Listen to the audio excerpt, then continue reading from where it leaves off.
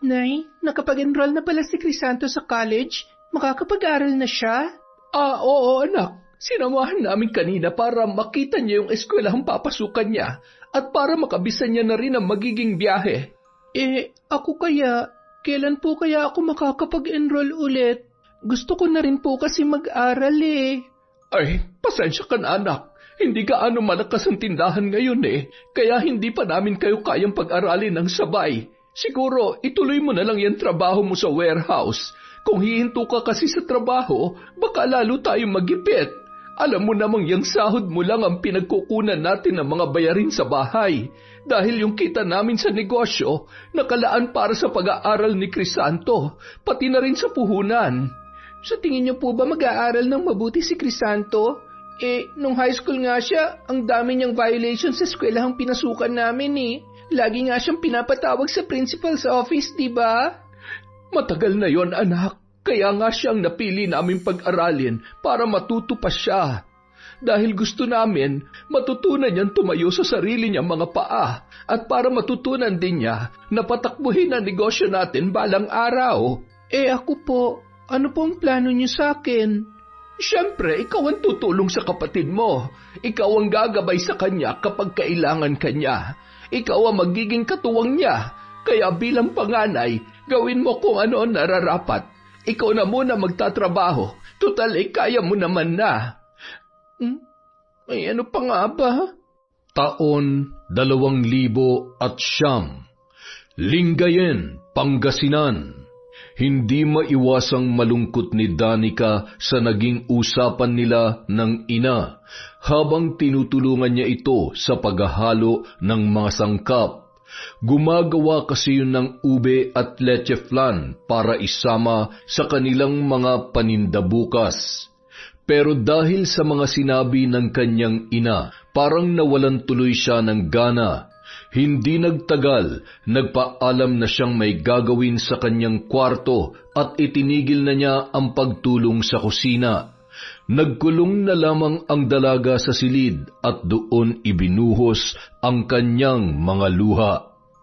Matagal na siyang nagtitiis sa hindi patas na trato sa kanila ng kanilang mga magulang.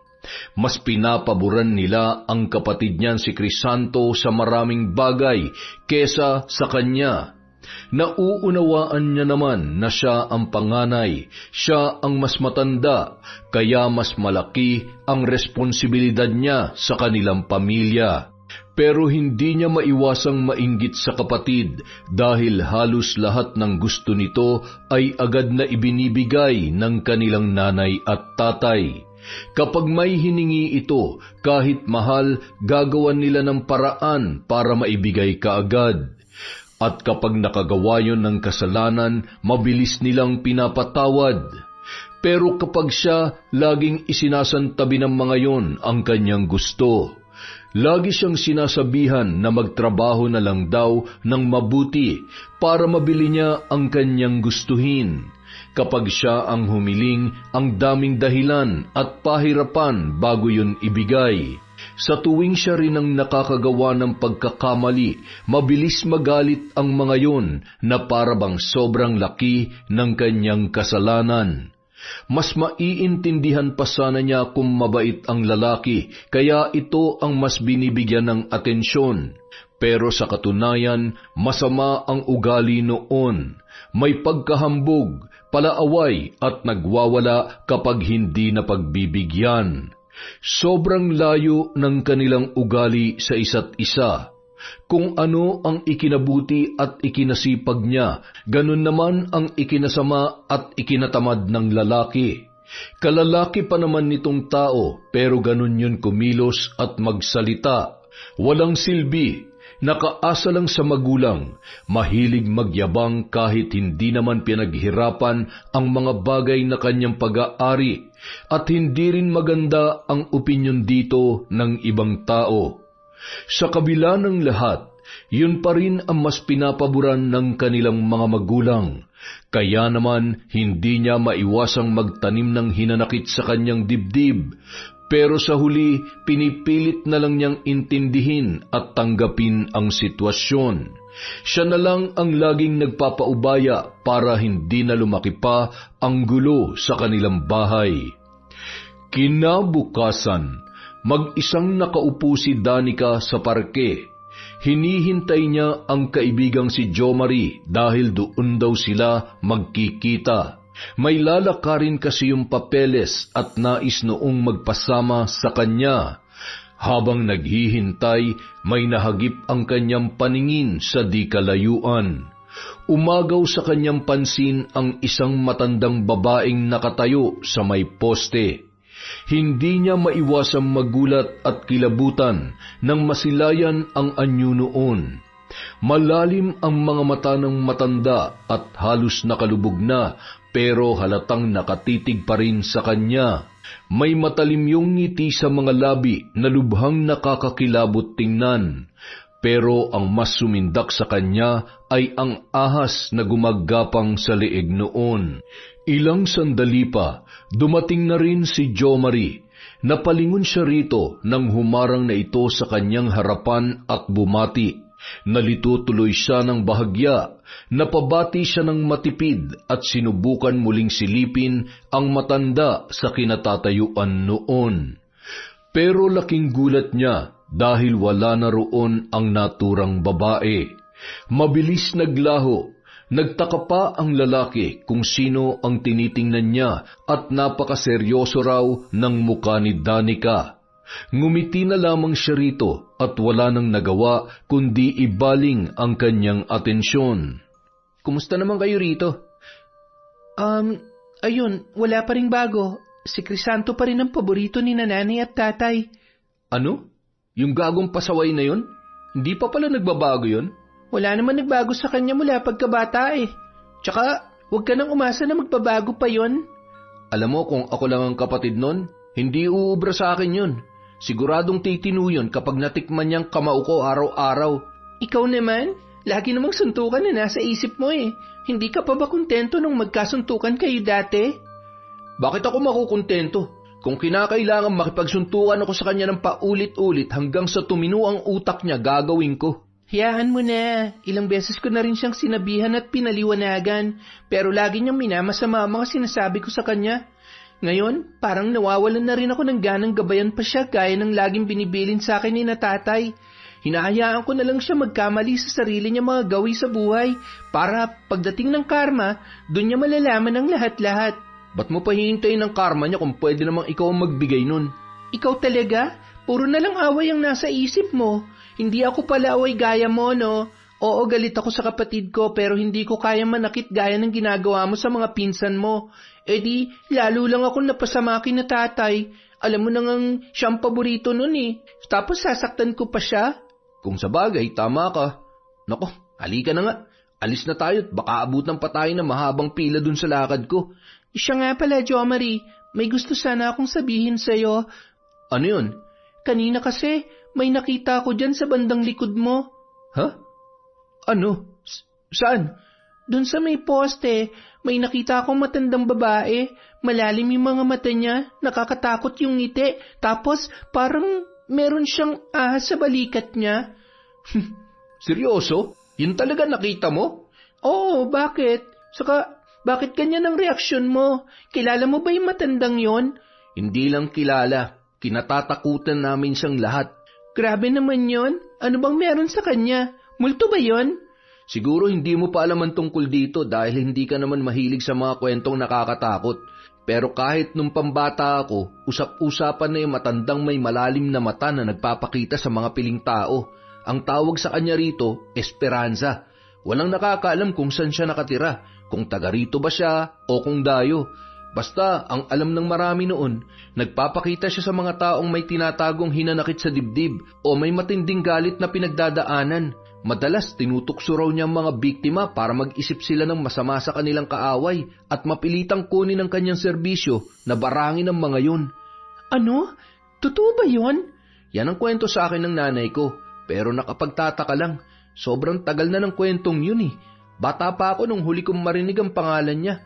Ang alam ko, matagal na siyang hindi nagpapakita. Akala nga namin, natahimik na sa kung saang dimensyon eh. Kaya nakakagulat na nakita mo pala siya. Ibig sabihin ba niyan, May tinatago kang matinding galit sa puso mo? Ano pa nga ba? Napag-usapan na nga natin kanina tungkol dyan, diba? Naku, Danica, mag-iingat ka dahil sa oras na magpakita si Esperanza sa'yo, hindi ka niya titigilan hanggat hindi niya nakukuha ang gusto niya.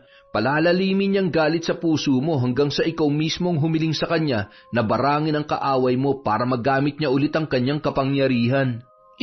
Ano bang dapat kong gawin para mawala siya sa buhay ko? Kung matatanggal mong hinanakit ngayon sa dibdib mo, mawawalan din siya ng kapit sa'yo. Ganon? Alam mo naman ang sitwasyon ko, diba? Imposibleng mawala ang galit dito sa puso ko, lalo na't araw-araw ko nabubwisit sa Crisanto na yan.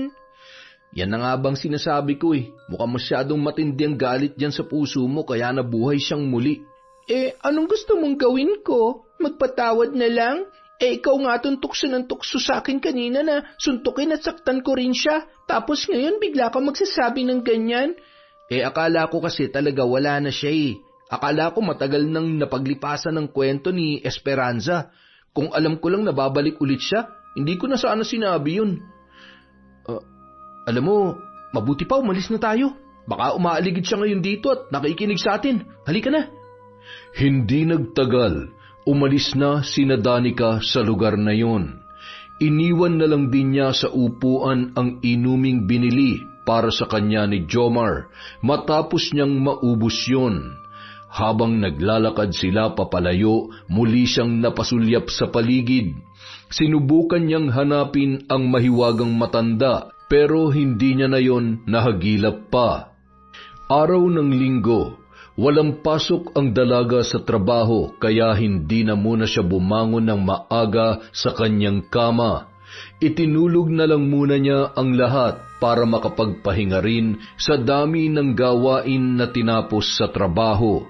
Nang maisipan niyang bumangon ng tanghali, wala na ang kapatid sa bahay. Hindi niya alam kung saan yun nagpunta kaya mag-isa na lang siyang kumilos sa kanilang bahay.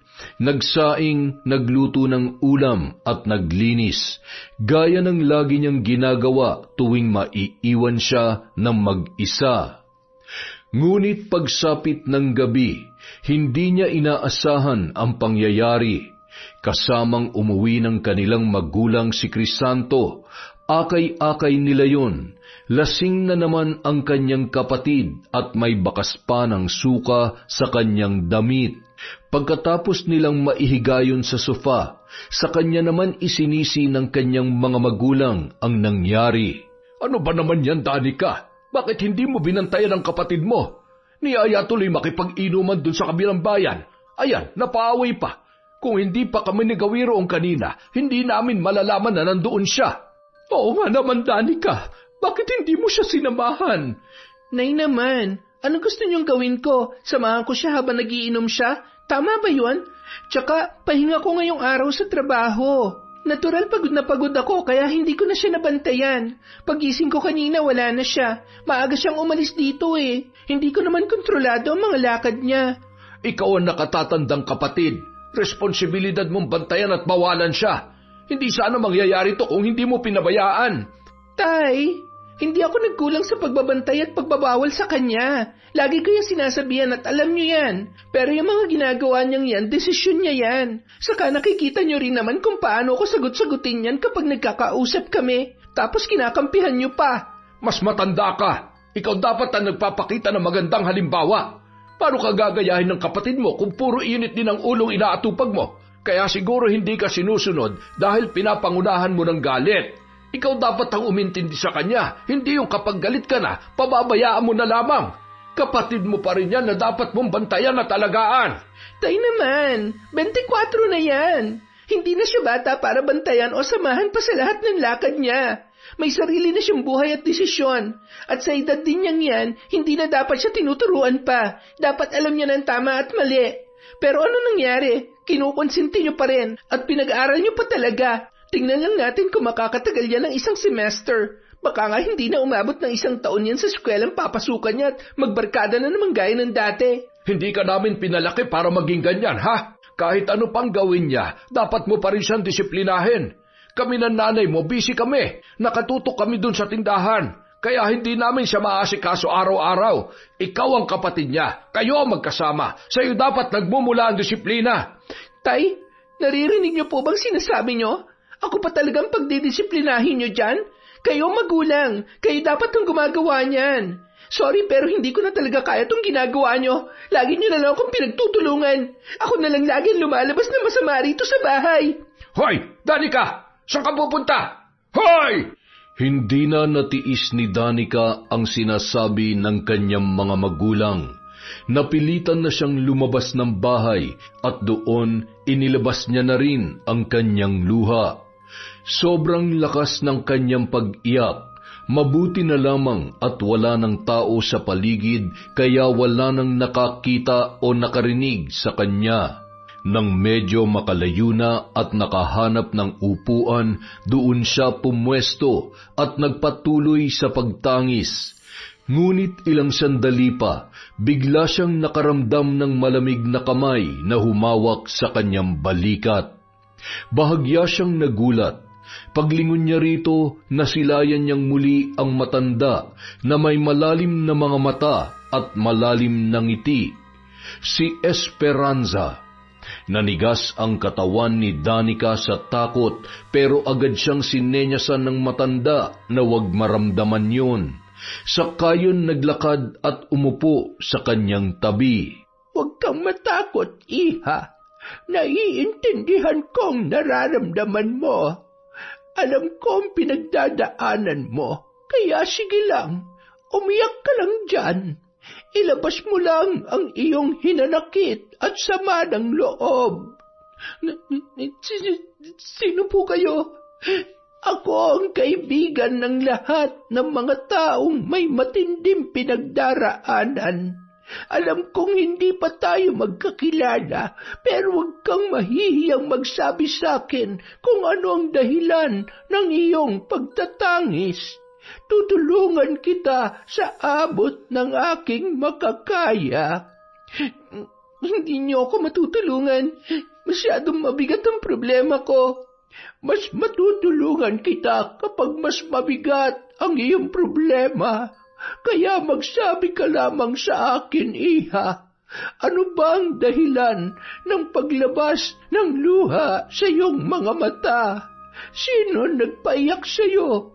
Sino ang nananakit sa iyo? Pasensya na po, pero wala po talaga akong ganang makipag-usap ngayon. Gusto ko po muna mapag-isa. Ikaw ang bahala, pero tandaan mo, hindi ako mawawala sa tabi mo. Kapag kailangan mo na ako, tawagin mo lamang ang pangalan ko at ako ay agad na darating. Hindi niya na sinagot pa ang sinabing yon ng matanda. Itinuloy na lang niya ang pag-iyak at saglit na pumikit. Pagdilat ng kanyang mga mata, nagulat siya dahil wala na ang matanda sa kanyang tabi. Nang lingunin niya ang paligid, wala rin siyang nakita na pwede noong daanan para mawala yun ng ganoon kabilis. Muli na namang ginapangan ng kilabot ang kanyang katawan, kaya kahit ayaw pa sana niyang umuwi, napilitan na siyang tumayo roon at naglakad papunta sa kanilang bahay. Hindi niya alam kung bakit bigla na lang siyang kinilabutan nung mga sandaling yun. Dahil doon, pansamantala niyang nakalimutan ang galit sa kanyang dibdib. Isang araw, maagang lumabas si Danica mula sa trabaho dahil half-day lang daw sila dulot ng holiday. Pero sa halip na umuwi, dumiretso siya sa kanilang tindahan sa bayan ng Lingayen at tumulong sa kanyang mga magulang sa pagtitinda. Pagdating doon, ang tatay bayani lang niya ang kanyang inabutan. Ayon sa kanyang ama, may biniling mga sangkap at gamit ang kanyang ina sa kabilang bayan. Kaya naman, habang nagbabantay sila at wala pang masyadong tao, hindi niya na napigilang itanong ang bumabagabag sa kanyang isipan. Tay, kilala niyo po ba yung Esperanza? Esperanza? Nabanggit lang sa akin ni Jo Marie. may kilala po ba kayong Esperanza dito? Yung matandang nagpapakita raw sa mga piling tao? Si Esperanza. Oo, kilala ko siya. Bakit? Bakit wala yata kayo nabanggit tungkol sa kanya nung mga bata pa kami ni Crisanto? Ngayon ko lang kasi narinig ang pangalan niya eh. At ngayon ko lang din nalaman ang tungkol sa kwento niya nung mabanggit sa akin ni Jomari. Paano? Matagal na siyang hindi nagpapakita at nanggugulo rito. Kaya kasabay ng pagkawala niya, pagkalimot na rin namin sa lahat ng tungkol sa kanya. Di ayaw nga namin siyang mabanggit o mapag-usapan noon dahil sa paniniwalang lalo raw siyang lalapit sa iyo kapag inalala mo pa ang pangalan niya. Bakit naman po kailangang kalimutan at hindi banggitin ang pangalan niya? Dahil masama siyang tao. Isa siyang mapanukso mambabarang. Naghahanap siya ng mga tao na puno ng galit sa katawan at gagamitin niya ang taong yun para saktan ang mga kaaway nito sa masaklap na paraan, pero walang mabuti sa pananakit ng kapwa. At kapag tinanggap mo ang kahit na ano sa mga alok niya, para mo na rin sinangla ang kaluluwa mo kay Satanas. Ganoon siya kalala. Ganon po ba? Kaya pala. Bakit mo pala siya bigla nabanggit? Nakita mo ba siya? Ako? Ay, hindi po. Hindi Nabanggit nga lang sa akin ni Jomari. Bigla lang kasi niya yun naalala habang nagkukwentuhan kami. Mabuti naman kung ganon. Karaniwan daw kasi ng mga nakakakita sa kanya yung may tinatagong galit sa kanilang kapwa. Yung hindi marunong magpatawad. Yun ang ginagamit at tinutukso niya para mapasailalim sa kanyang kapangyarihan. Multo na lang po ba yung Esperanza na yon? O buhay pa? Sa pagkakaalam namin, buhay siya. Pero walang nakakaalam kung saan siya nakatira. May mga usap-usapan pa nga na nakakubli lang daw ang tahanan niya sa paligid. Hindi raw ito makikita ng pangkaraniwang mata. Ganon daw kalakas ang kanyang kapangyarihan. Kaya niya magbigay ng tagabulag sa mga taong ayaw niyang makakita sa kanya. Kaya po pala. Nakakatakot nga naman talaga siya kung ganon. Ay. Nakahinga ng maluwag si Danica. Mabuti na lang hindi nadulas ang kanyang dila.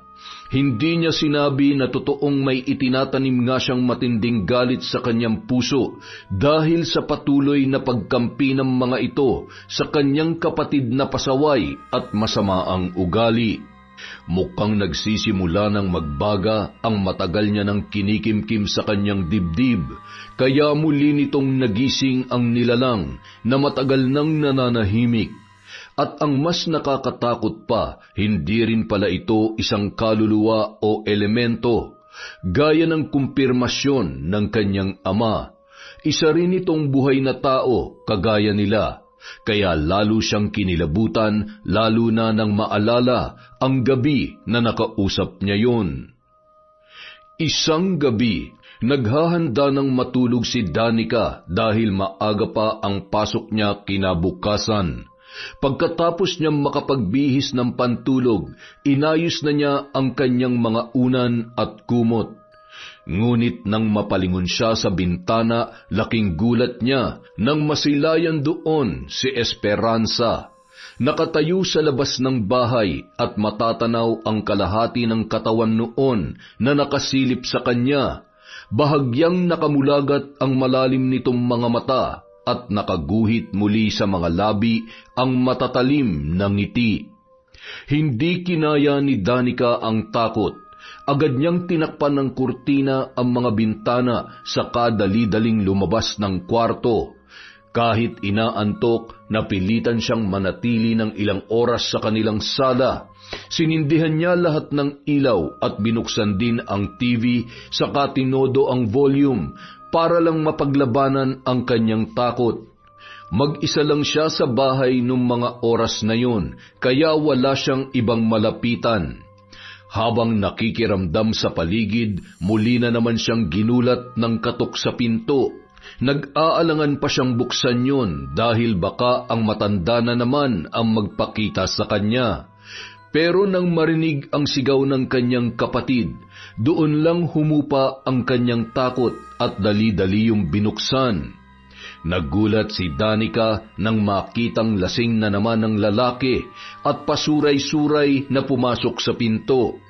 Nagreklamo pa yon sa ingay ng bahay pati sa pagkakabukas ng lahat ng ilaw. Kaya hininaan niya ang TV at pinatay na rin ang ilaw sa kusina at banyo. Bakit ang ingay? Ano ba yan? Hinaan mo nga yan. Ano ka ba? Huwag ka nga nagsisisigaw. Saka bakit umuwi ka na naman ng lasing? San ka na naman ba galing? Ako na naman ang mapapagalitan niya sa ginagawa mo eh. Ano bang pakialam mo? Malaki na ako, te. Wala kang karapatang pagbawalan ako na parang bata. Si nanay nga, hindi ako binabawalan eh. Aba, palibasa ikaw ang paboritong anak kaya inaabuso mo naman. Huwag mong hintayin maubos ang pasensya nila sa'yo. Kung ako sa'yo, Crisanto, magtino ka na at magpakalalaki ka naman kahit minsan. Ang tanda mo na hanggang ngayon wala ka pa rin trabaho. Tapos balak ka pang pag-aralin ulit ni nanay. Pagka-graduate mo, anong edad ka pa kaya makakapagtrabaho niyan? At sigurado ka ba na makakapagtapos ka? O baka ganyan lang ang gawin mo tuwing uuwi ka? Dami mo naman sinasabi. Magpapahinga na nga lang ang tao, putak ka pa ng putak dyan. Doon ka magpuputak sa may puno, kausapin mo yung mga manok, wag ako. Alam mo, hindi ako nagkulang sa pag-aalaga at pagmamahal sa'yo bilang bunsong kapatid ko. Pero ikaw to nagbibigay ng dahilan sa akin para sukuan ka. Nung una naiinggit ako sa'yo dahil ikaw na lang lagi ang pinipili nila nanay. Alam mo kung bakit? Kasi lalaki ka at ikaw ang gusto nilang humawak sa negosyo nila. Ayaw ko mang aminin pero nasa lumang panahon pa rin ang pag-iisip ni nanay. Naniniwala pa rin sila na mas maswerte at mas uunad ang isang negosyo kapag lalaki ang humahawak. Kaya nga mula noon, ikaw lagi ang pinapaboran nila. Ikaw lagi ang tinuturuan. Pero anong ginagawa mo? Sinasayang mo lang ang lahat. Kaya naisip ko na hindi naman pala kita dapat kainggitan. Dahil ang layo natin sa isa't isa. Puro kahihiyan lang ang ginagawa mo sa pamilya. Tumigil ka nga. Wala kang kwenta. Wala kang karapatang sabihan ako ng ganyan. Pag hindi mo ako tinigilan, baka, ay nako, isusumbong kita kay nanay.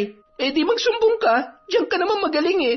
Lagi nagtatago sa saya ni nanay dahil wala kang sariling desisyon. Kahit lalaki ka, mas lalaki pa sa iyo mga bakla. Wala akong pakialam kahit magsumbong ka pa. Bahala ka matulog dyan sa sala. Hindi kita papapasukin sa kwarto. Pagkatapos niyang talikuran ng kapatid, narinig niya pa yung nagmura ng paulit-ulit at nagwala. Pero wala na siyang pakialam sa sinasabi noon. Sinara niya na lang ang pintuan at umupo sa tabi ng kama at doon umiyak. Masyado nang masama ang loob niya para isipin pa ang pwedeng mangyari. Kahit ano ang kanyang gawin, siya pa rin naman ang pagagalitan. Oras na makarating muli ito sa kanilang magulang. Siya ang laging sinisisi kung bakit pinababayaan niyang maglasing ang kanyang kapatid. Sa gitna ng pagtangis ng dalaga, bigla niyang naalala si Esperanza. Pero sa halip na mangilabot, wala na siyang naramdaman ni katiting na takot. Kahit ilang ulit niyang isipin ang pagpapakita nito, parang wala na yung epekto kay Danica. Nang sumunod na gabi, biglang nagising ang dalaga na masama ang pakiramdam. Kahit anong gawin niya, parang may mali sa kanyang paligid na hindi niya maintindihan. Hindi nagtagal, biglang bumigat ang buo niyang katawan at hindi na siya makakilos. Biglang binangungot si Danica. At habang nasa ganoon siyang kalagayan, bigla siyang nakarinig ng sunod-sunod na bulong sa kanyang tainga. Umiikot ang mga yon sa bawat sulok ng kanyang ulo. Hindi niya maintindihan pero sobrang takot ang kanyang naramdaman. Halos tumayo na ang lahat ng kanyang balahibo sa katawan. Habang naririnig ang mga bulong na yon, bigla na lamang may lumitaw na figura sa di kalayuan. Unti-unti yung lumapit kay Danica. Habang papalapit, naaninag niya ang malalim nitong mga mata na puting-puti at dilat na dilat. Saka biglang nagpakawala ng nakakapangilabot na tawa na nagpalakas sa kabog ng kanyang dibdib. Sa paglapit nito sa kanya, tuluyan niyang nasilayan ang nakakapangilabot na anyo ni Esperanza. Hinaplos nito ang kanyang muka. Naramdaman niya ang malamig na kamay na parang haplos ng isang bangkay.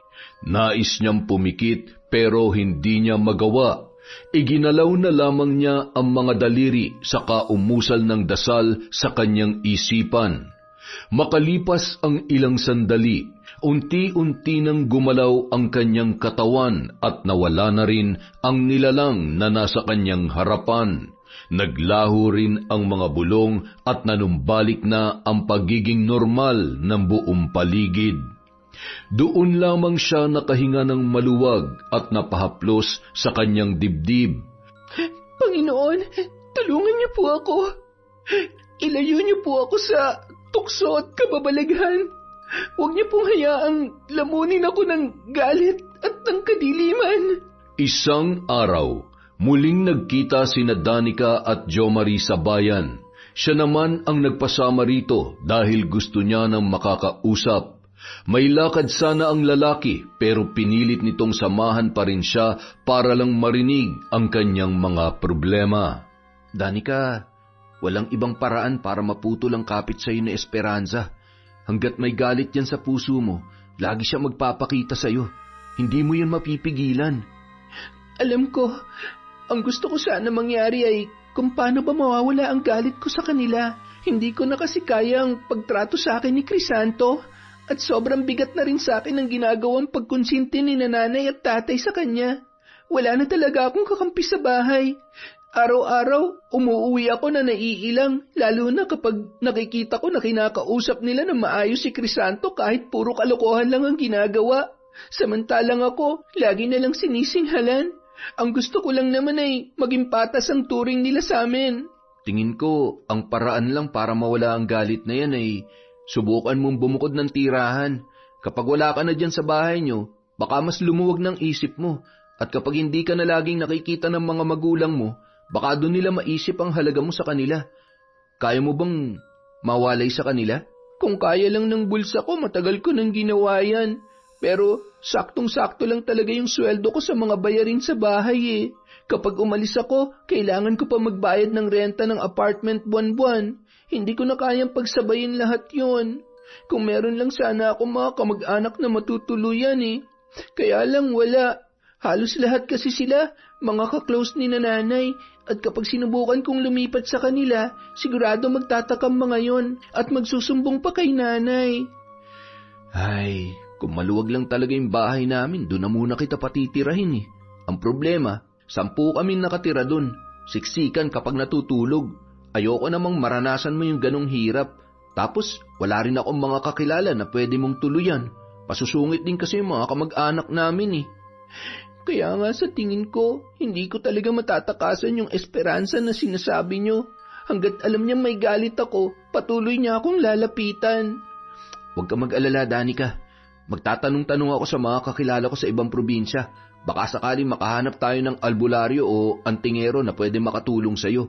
Yung pwedeng magbigay ng proteksyon sa'yo laban sa mga mambabarang, hindi ko lang alam kung magiging epektibo yun pero walang masama kung susubukan. Salamat, Jomari. Salamat talaga at palagi kang nandyan. Nang sumunod na araw, naabutan ni Danica si Crisanto na nagwawala sa kanilang bahay habang inaawat ng kanilang mga magulang. Agad niyang inilapag ang bag sa isang tabi at tumulong din sa pag-awat sa kanyang kapatid. Hoy! Ano ka ba, Crisanto? Ano ba nangyayarit nagwawala ka na naman? Pati si nanay tinutulak mo na. Si nanay ang pagsabihan mo na malaki na ako, kaya hindi niya ako pwedeng ikulong dito. Nay, tay, ano ba nangyayari dyan?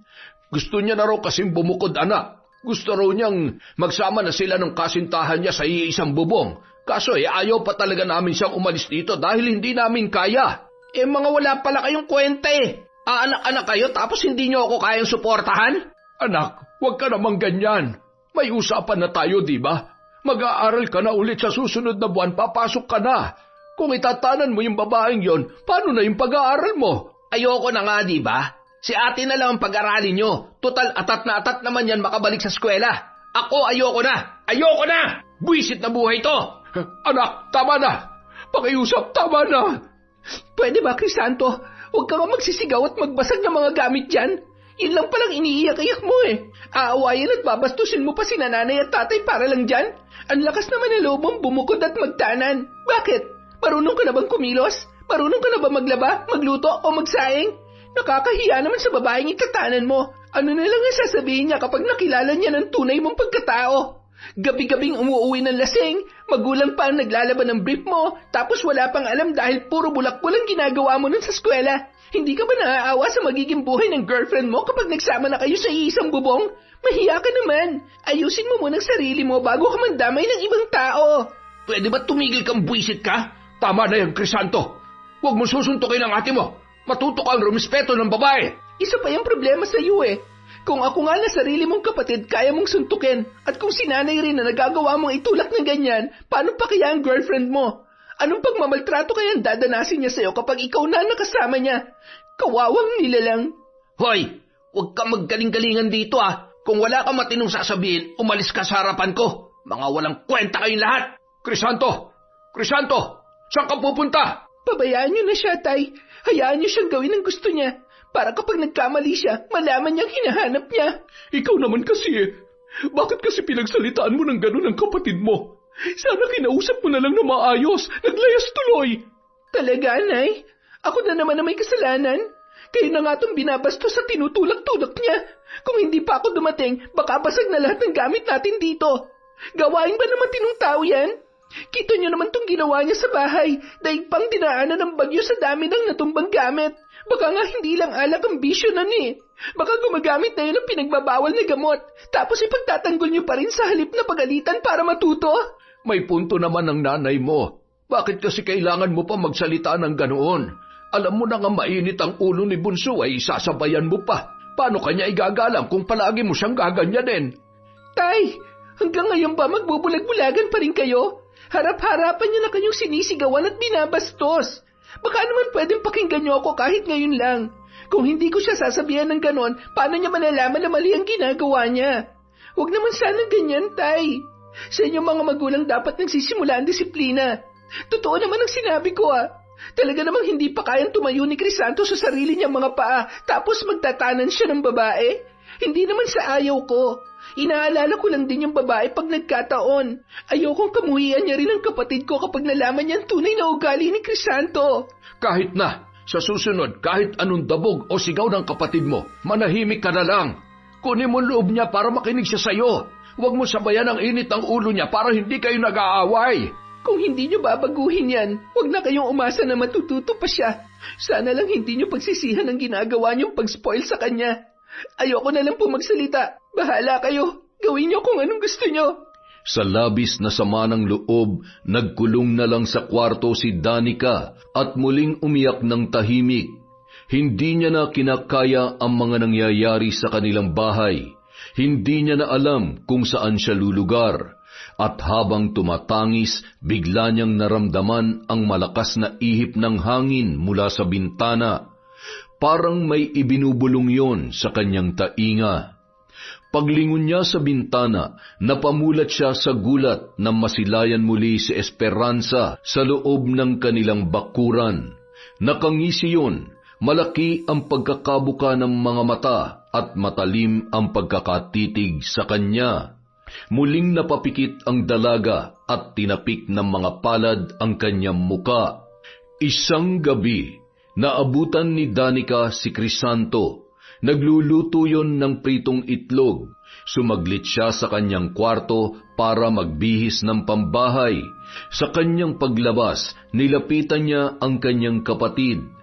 Kahit labag sa kalooban, sinubukan pa rin niyang sundin ang payo ng mga magulang na kunin ang loob nito sa mahinahong pananalita.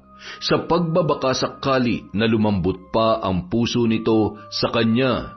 Crisanto, galit ka pa ba sa akin? Anong problema mo? Gusto lang sana kitang makausap tungkol dun sa nangyari nung nakaraan. Gusto ko sana humingi ng sorry sa'yo kasi may mga nasabi akong masasakit na salita. Pasensya ka na ha. Pagod lang ang ate mo nung oras na yon. Pero payag naman akong bumukod ka. Kung sa ganung paraan mo gustong matuto, sino ba naman ako para pigilan ka, diba? Basta kaya lang nila nanay. Tsaka gusto ko lang tanungin kung kaya mo na ba talaga? O baka nape-pressure ka lang sa kanya? Ang gusto ko lang din naman, pag-isipan mo na mabuti ang mga desisyon mo sa buhay para hindi ka magsisi sa huli. Yun lang naman ang sakin. Hindi ko kailangan ng payo mo. Malaki na ako. Kaya ko magdesisyon sa sarili ko. Naiintindihan ko, pero sana naman, wag mo nang sisigawan ulit ng ganun si nanay at tatay. Tumatanda na sila, Crisanto. Hindi habang panahon kasama natin sila. Kaya sana, habang nandito pa sila, mahalin mo rin sila para hindi masayang yung pagmamahal nila sa'yo. Ayoko na yung ginagawa nila sa akin. Gusto ko nang bumukod at mamuhay mag-isa. Lalo lang akong walang nalalaman dahil kinukulong nila ako dito lagi. Yun naman pala eh.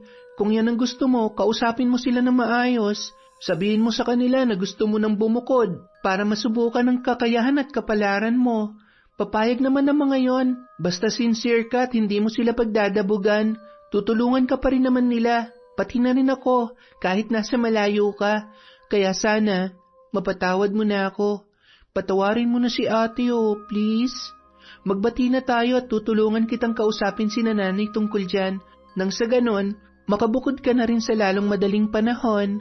Ano, gusto mo ba? Ayoko magpaawa gaya ng ginagawa mo. Hindi ko rin kailangan ng tulong mo.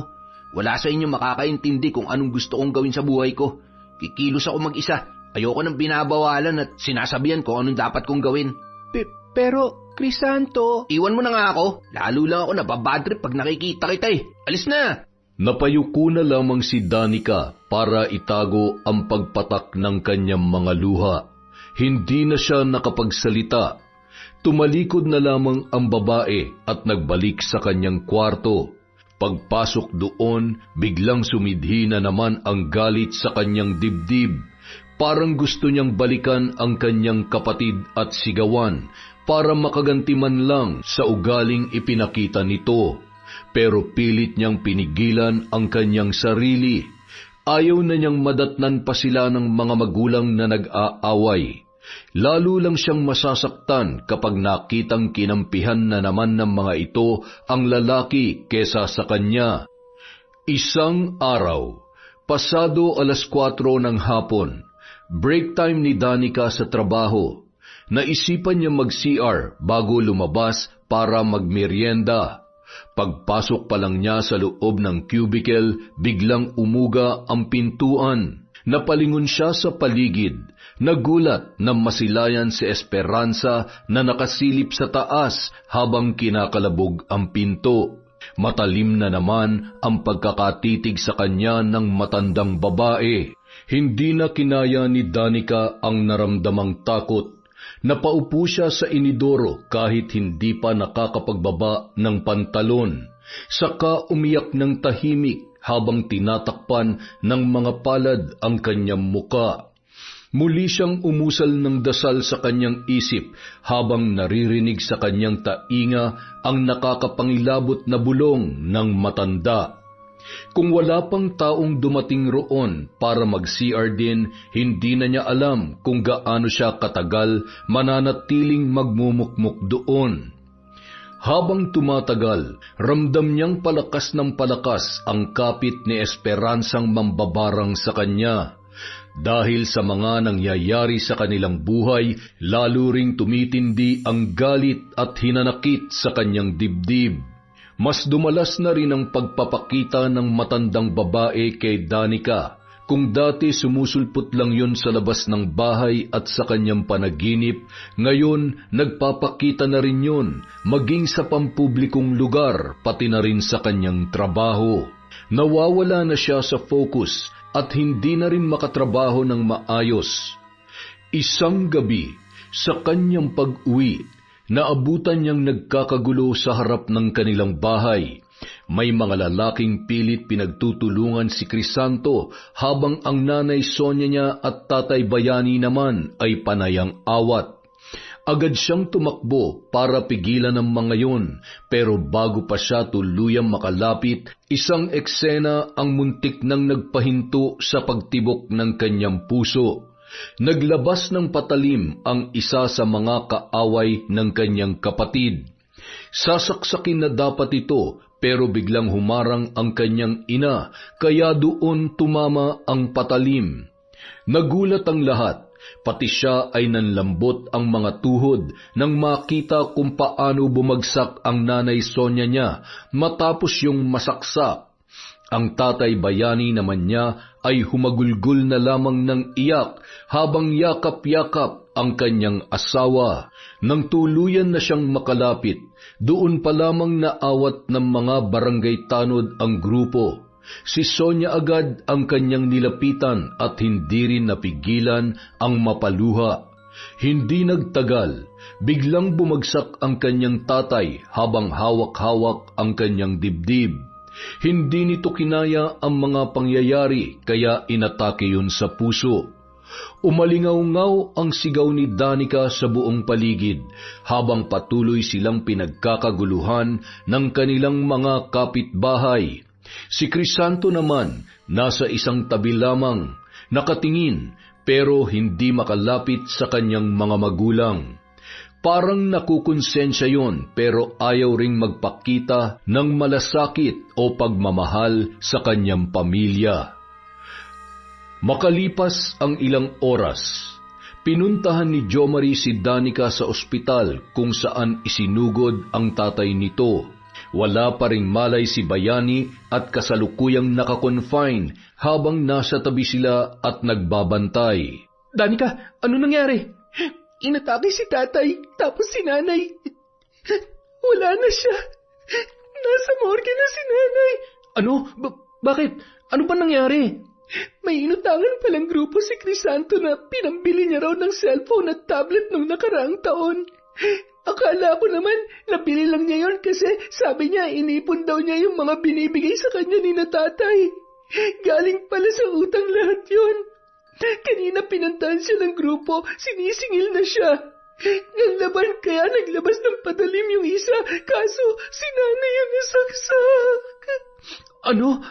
Diyos ko naman, bakit nagawa ni Crisanto yon? Bakit niya kailangan mangutang? Ano pa bang aasahan mo sa lalaking yon?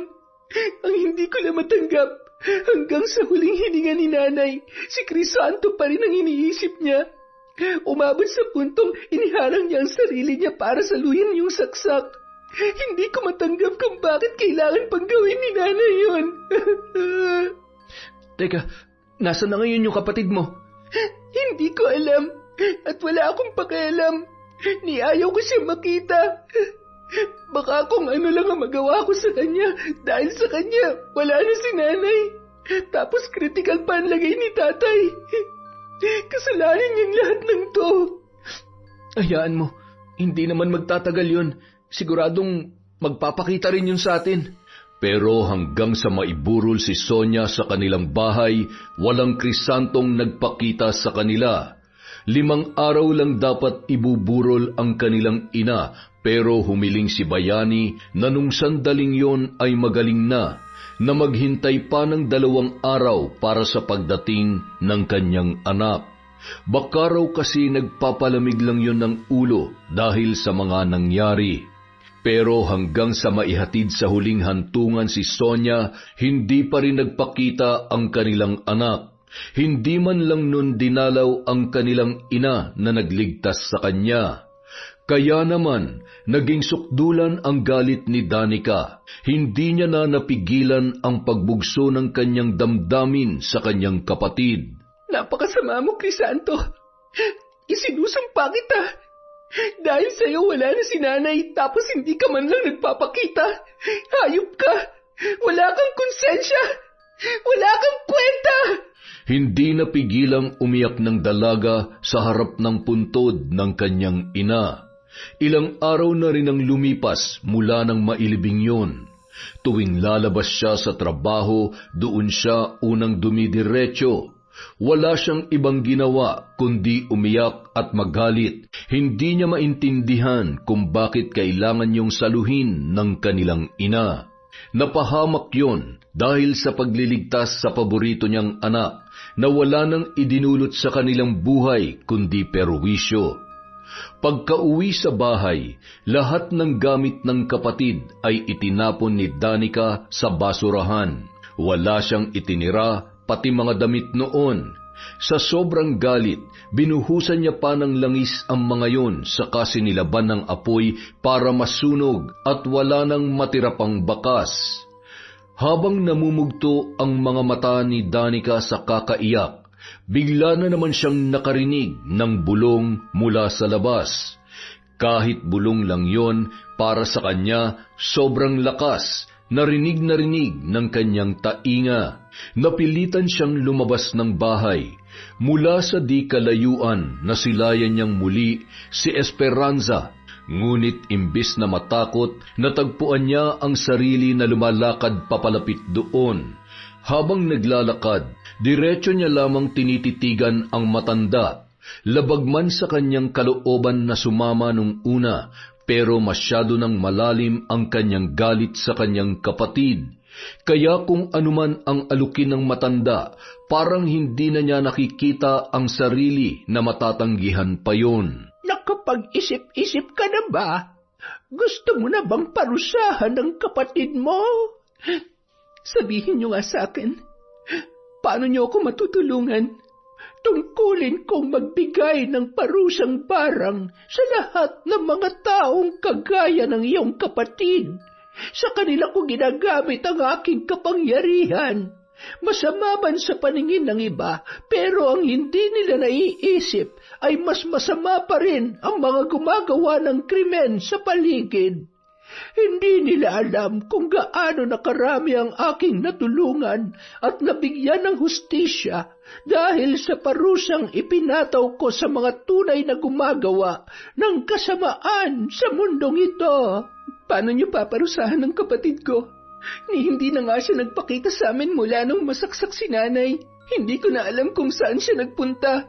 Baka nakakalimutan mo na mambabarang ako, iha. Nasa akin lahat ng kapangyarihan para mabigyan siya ng parusa kahit saan pa siya magtago. Nasa iyo na lang kung papayag ka o magmamatigas pa rin.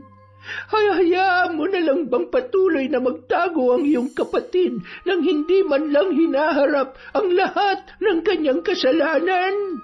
Pues, kayo nang bahala sa kanya. Isinusuko ko na siya sa inyo. Kung pwede lang, mula ngayon tigilan niyo na ako. Hindi pa pwede, iha. Nais mo na kitang isama sa aking tahanan para makita mo rin ang proseso kung paano ako magbigay ng parusa. Tahanan? Pagkahinto nila sa paglalakad, nagulat na lamang si Danica sa kanyang nakita. Isang luma at maliit na bahay ang kanyang natunghayan sa gitna ng kakahuyan.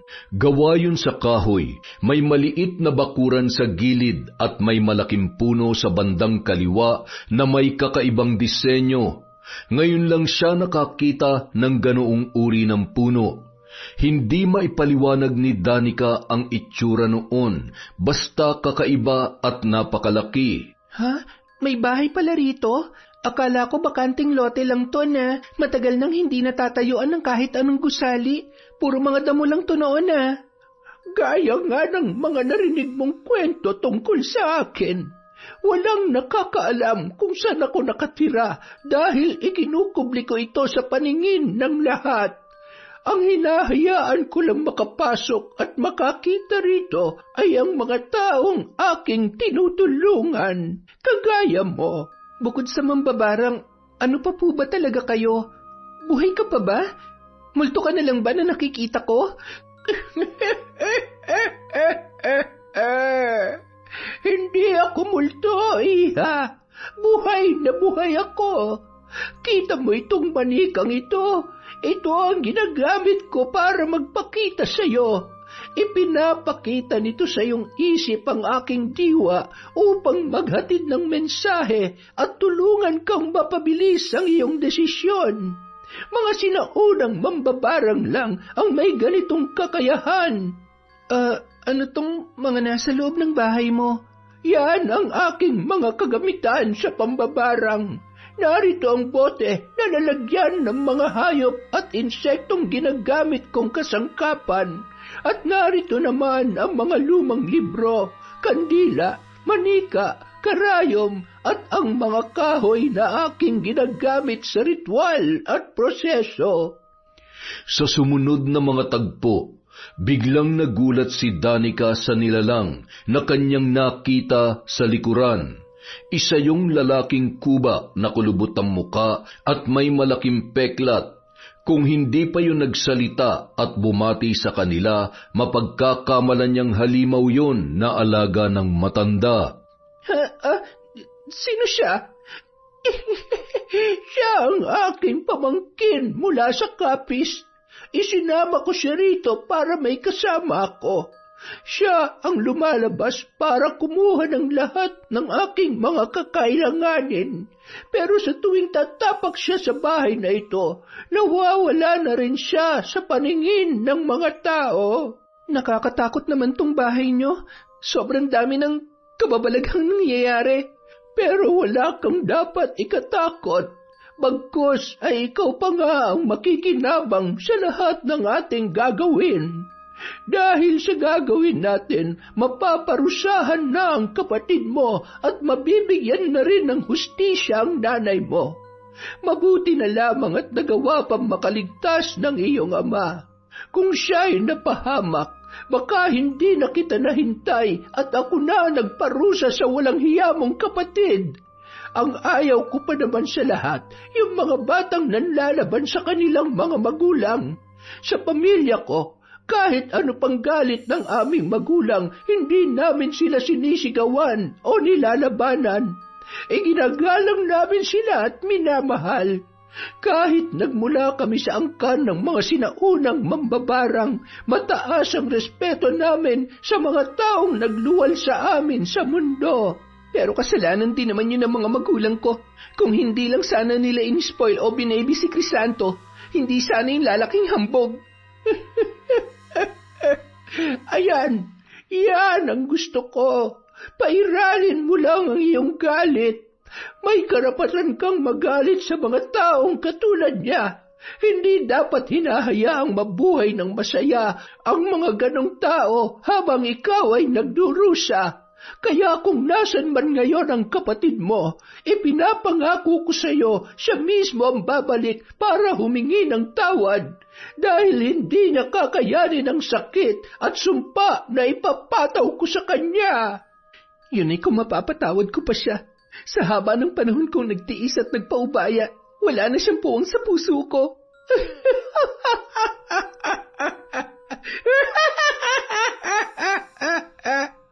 Pagsapit ng kabilugan ng buwan, ipinakita sa kanya ni Esperanza ang espesyal na parusa na ipapataw nito kay Crisanto. Wala man ang lalaki, mabuti na lang may litrato siya nito sa kanyang pitaka. Isang family picture nila yon, 7 taon na ang nakalilipas.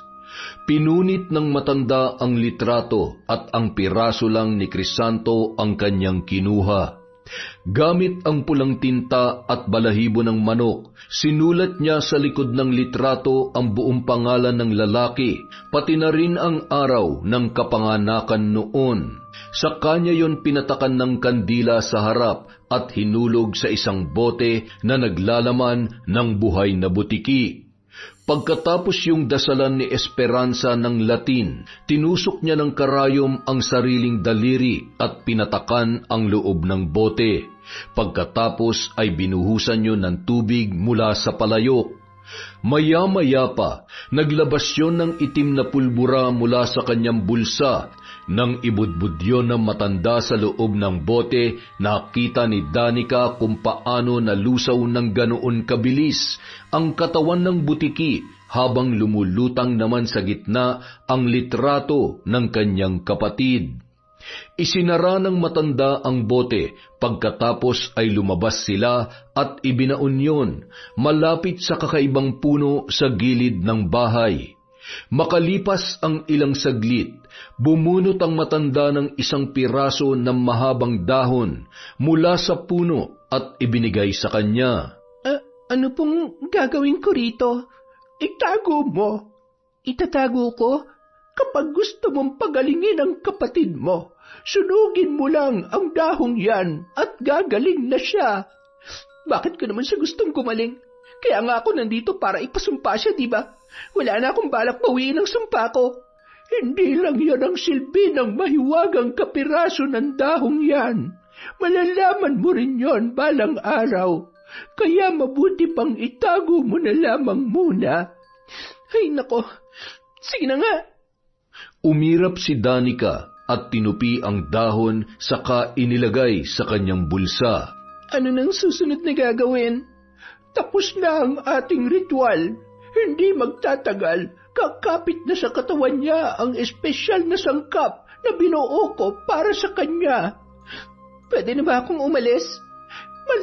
Malaya ka nang lumabas sa aking bahay, Iha.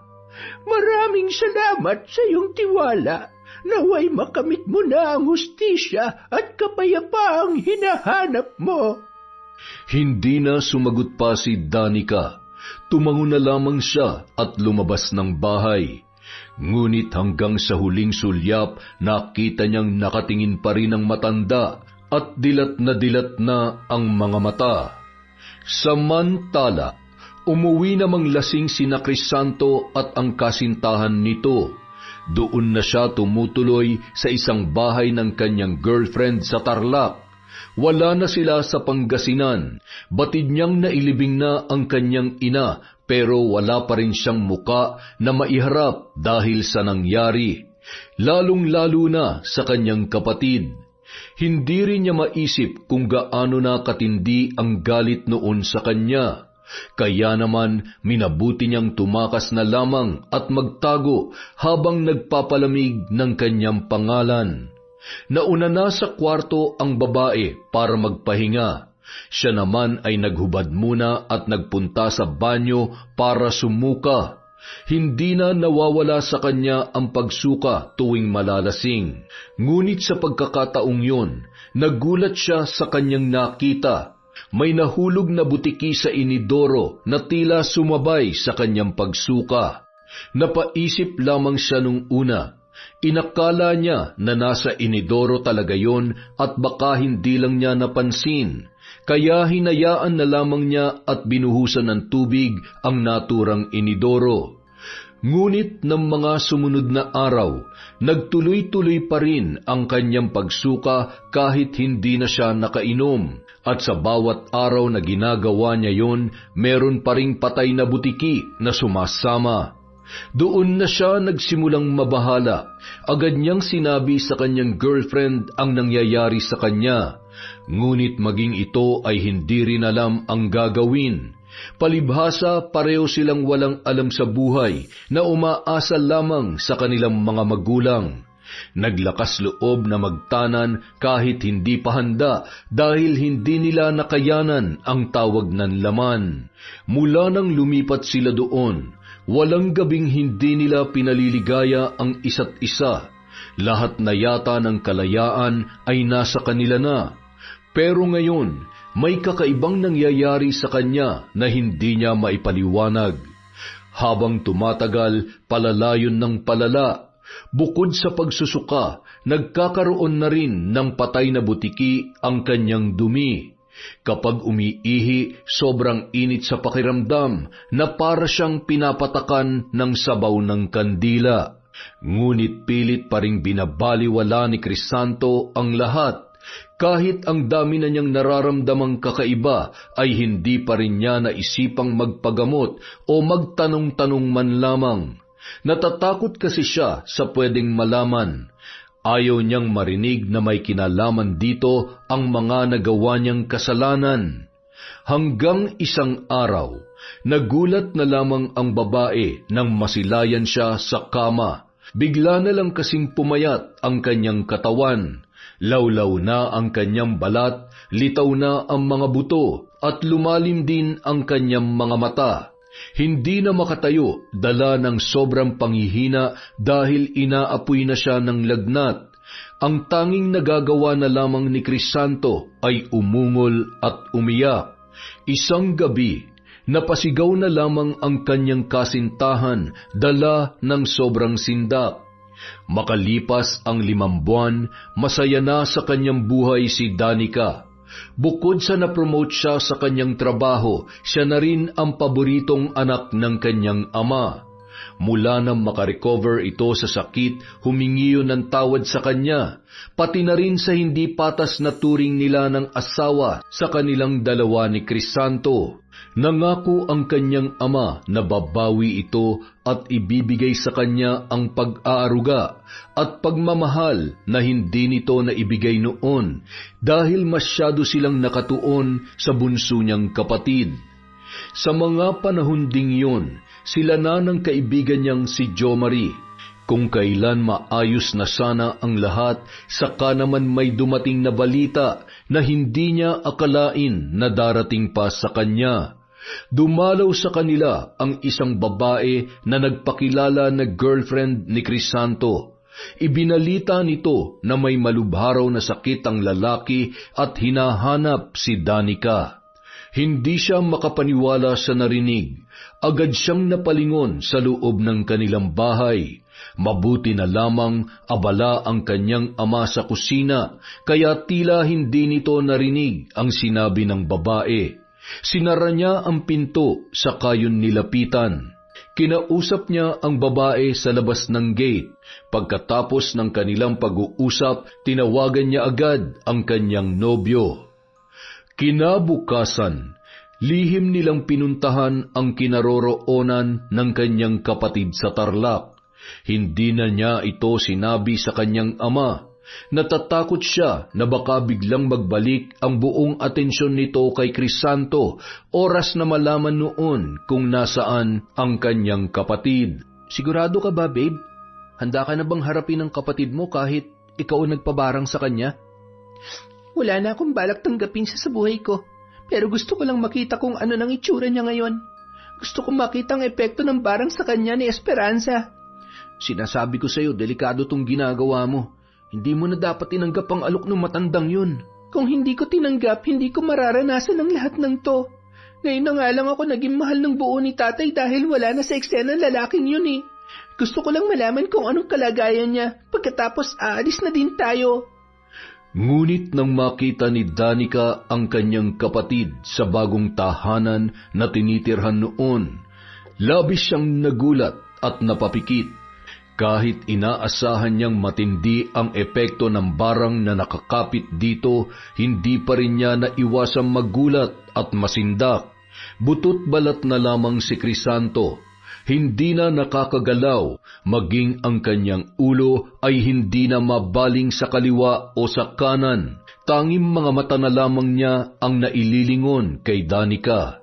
Maging si Jomari ay nalungkot nang makita si Crisanto. Hindi niya kinaya ang awa at napalabas na lamang sa kwarto.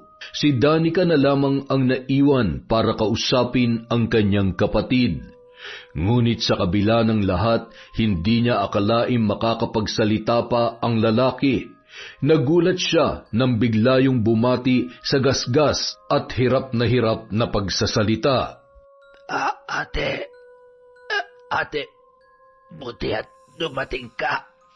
Salamat. Kita mong nangyari sa'yo? Ikaw ang may kagagawan yan.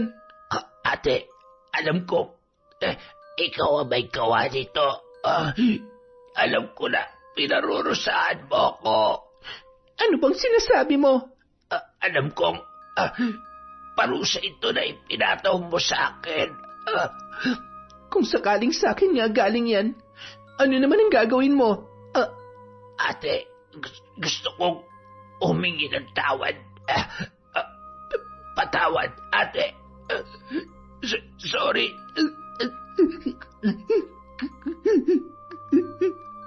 Pati si Danica hindi na napigilang mapaiyak. Kahit malaki ang galit niya sa kapatid, bigla pa rin siyang tinablan nang makita ang paraan nito ng pag-iyak. Kitang-kita niya sa mga luhang yun na hindi niya na talaga kaya ang mga nangyayari at tila malaki pa ang kagustuhan nitong mabuhay. Sorry, ate. Sorry sa lahat ng kasalanan ko. Sorry kung inabuso kong pagmamahal sa akin ni na tatay at nanay. Sorry sa lahat-lahat. Alam ko mahirap, Pero sana mapatawad mo pa ako. Hindi ka man lang dumalaw sa burol ni nanay. Hanggang sa mailibing siya, wala ka. Siya nagligtas sa buhay mo. Siya ang dahilan kung bakit hanggang ngayon nandito ka pa rin sa mundo. Alam ko, ate, nung mga panahong nakaratay ako dito, lagi ako nagdarasal. Pinagdarasal ko si nanay. Paulit-ulit din akong humingi ng tawad sa kanya, pati sa Diyos. Alam ko mabigat ang kasalanan ko sa inyo, ate, pero parang ayoko pang mamatay. Gusto ko pang mabuhay at magbago, ate. Gusto ko pang maituwid ang pagkakamali ko. Sana matulungan mo ako. Hindi na naman nakapagsalita si Danica. Pati siya ay nahawa na sa malakas na pag-iyak ng kanyang kapatid. Napasandal na lang siya sa isang tabi at humawak sa dibdib. Hindi niya akalain na tatamaan siya ng ganoong emosyon. Akala niya habang buhay na nakabalot sa kanyang puso ang kanyang galit kay Crisanto. Ang ipinagtataka niya ay kung bakit tila biglang lumalambot ang kanyang puso nung mga sandaling yun. Sa huli, matapos ang mahabang pag-iisip, nagdesisyon si Danica na bawiin ang sumpa. Kinuha niya sa kanyang bag ang nakatuping dahon na ibinigay ng matanda, sa kanya yun sinunog sa likod ng bahay. Makalipas lang ang ilang araw, unti-unti nang nagbalik sa normal si Crisanto. Bigla na lamang yung gumaling. Dahil doon, isinama niya na yun pauwi. Tuwang-tuwa rin ang kanilang tatay bayani nang masilayan ang kanyang bunsong kapatid. Pero sa pagkakataong yun, muli yung nangako na magiging pantay na ang turing sa kanilang dalawa at wala nang lalamang sa kanyang pagmamahal. Ngunit sa pag-aakala ni Danica na tapos na ang lahat, nagulat siya sa biglaang nangyari. Habang naliligo, bigla na lamang may lumabas na insekto sa inidoro at paglingon niya sa maliit na bintana sa itaas, laking gulat niya nang makitang nakasilip muli ang dilat na mga mata ni Esperanza. Napasigaw siya sa takot at napalabas ng banyo kahit hindi pa tapos magbanlaw ng kanyang katawan. Mula nung araw na yon, sunod-sunod na muli ang pagpapakita sa kanya ng matanda, sa trabaho, sa pampublikong lugar, sa paligid ng kanilang bahay at maging sa pagtulog niya ay dinadalaw siya nito sa kanyang panaginip. At sa bawat pagtulog niya, tila nagtatangkayong lukubin siya at paslangin. Isang gabi, muli niya itong napanaginipan. Nasa loob daw siya ng kabaong na punong-puno ng mga insekto. At habang pinagpipiestahan siya ng mga yun, dumungaw raw ang matanda sa kanya na maladyablo na ang muka.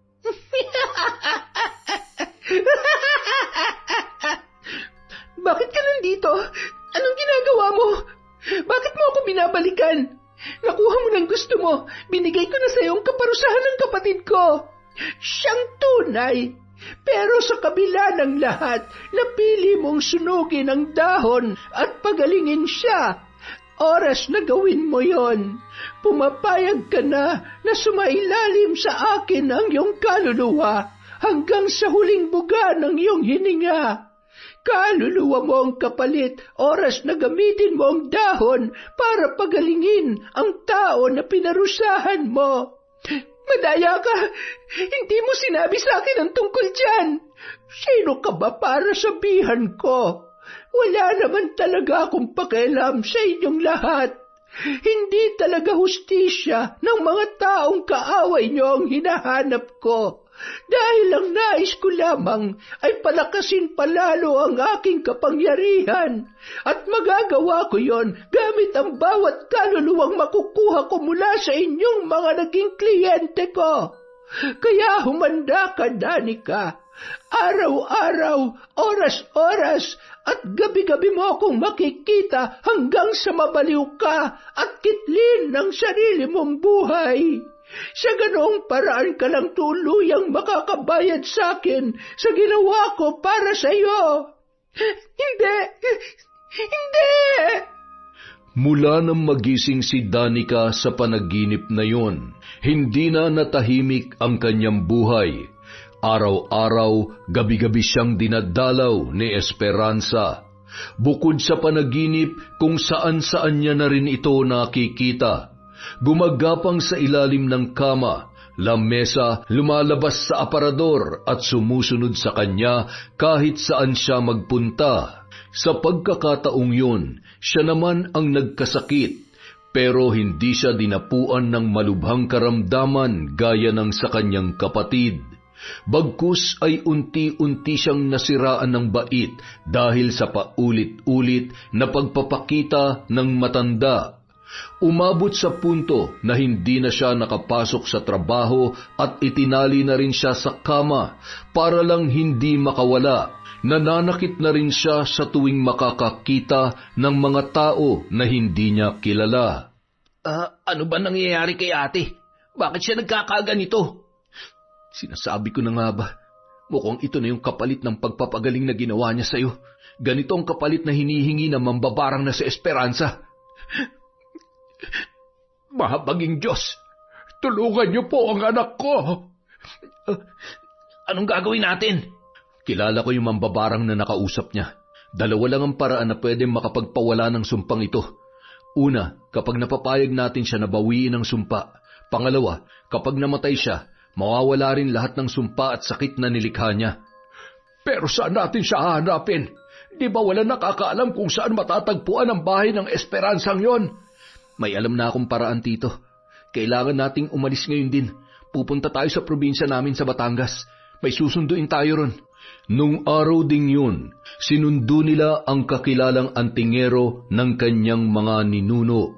Bagamat wala na yung kakayahan para labanan ang kapangyarihan ng mambabarang, may alam siyang paraan para tanggalin ang tagabulag o engkantasyon na nagmumula sa mga yon.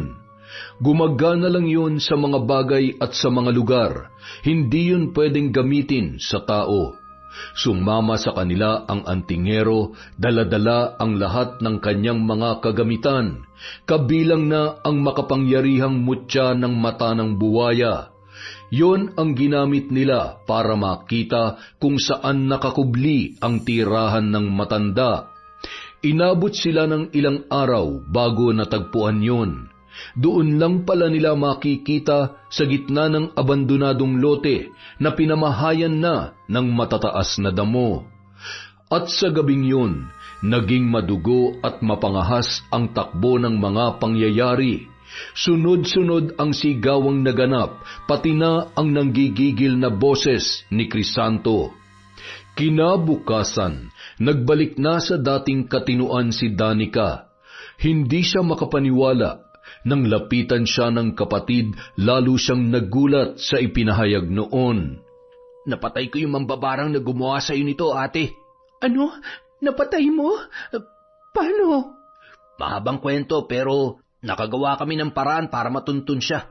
At sa sobrang galit ko, hindi ko na napigilan ang sarili ko. Bakit mo ginawa yun, Crisanto? Buti hindi ka napahamak. Handa akong gawin ang lahat para sa'yo, ate. Wala na yung sumpa.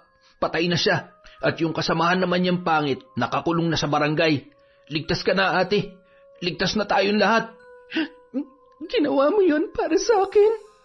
Sa pagkakataong ito, nakapatay ako ng tao. Pero wala akong pinagsisisihan sa ginawa ko. Ipinapangako ko rin na ito na ang magiging huling kasalanan ko. Pwede na tayo magsimula ulit, ate. Tayong tatlo nila tatay at ni Bebe Jomari mo. Salamat, Crisanto. Maraming salamat. Nung araw na yun, doon palang naging ganap ang kasiyahan sa buhay ni Danica at ng kanyang pamilya.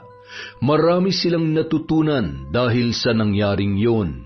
Si Crisanto natutong wag nang maging hambog at samantalahin ang pagmamahal ng kanyang magulang. Si Danica naman natutunang magpatawad at hindi kailanman magiging solusyon ang permanenteng galit sa kanyang dibdib. Habang si Tatay Bayani naman natutunan ang kahalagahan ng pantay na pagmamahal para sa mga anak upang wala sa kanila ang maging makasarili, mayabang at masamang tao. Yun! Isa na namang malupit na kwento mula sa kwentong Enteng. Hindi po dapat natin ini-spoil ang mga bata. Dahil dyan, meron tayong shout out. Simulan po natin kay Mary Jewel Estrada. Hi kay Manisan Mamot Mapadtaya. Shout out po kay Mel Santarita, kay Francia Camilla, kay Liza Banyaga, kay Michelle Enghug, John Michael Enghug, Raven Baloro, Neil John Solana, Ob Masangkay Tundo from Nanet Rosal. Hi po kay Shauma TV, kay Nengneng. Hello din po kay Teresita Reyes. Sa Amamang Pang and Santos family from Jackie Demilian.